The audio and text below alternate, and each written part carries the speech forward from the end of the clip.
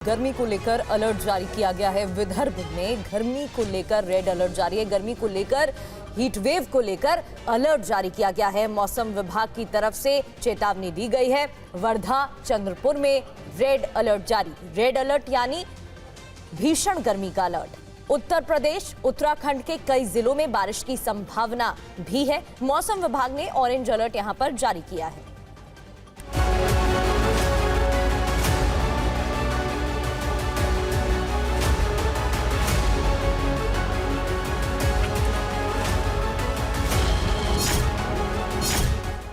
आसमान आग बरसा रहा है, धरती तप रही है, तापमान 46 डिग्री के पार जा रहा है।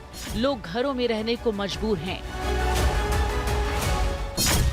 पहाड़ों की हालत देखिए, जंगल जल रहे हैं, हरे पेड़ों को भी आग निगलती जा रही है। भीषण गर्मी और लू के प्रकोप को देखते हुए प्रधानमंत्री नरेंद्र मोदी ने देशवासियों से विशेष सावधानी की अपील की।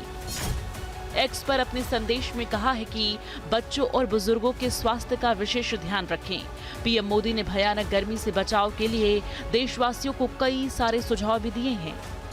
गर्मी से होने वाली परेशानी जैसे चक्कर आना, मतली या ज्यादा थकान लगे तो उसे बिल्कुल भी नजरअंदाज ना करें।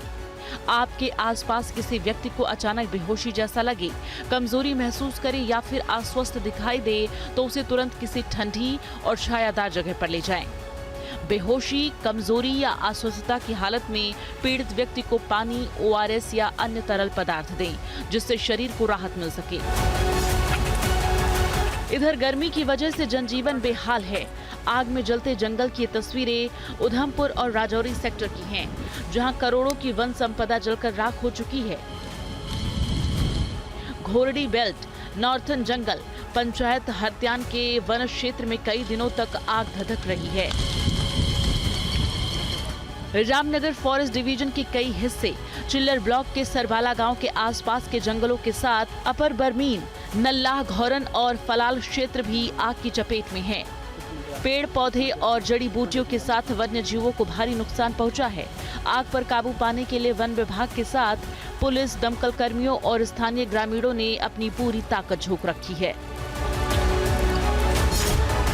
हिमाचल प्रदेश के कसौली में भी जंगलों में पिछले 2 दिन से लगातार आग लगी हुई है।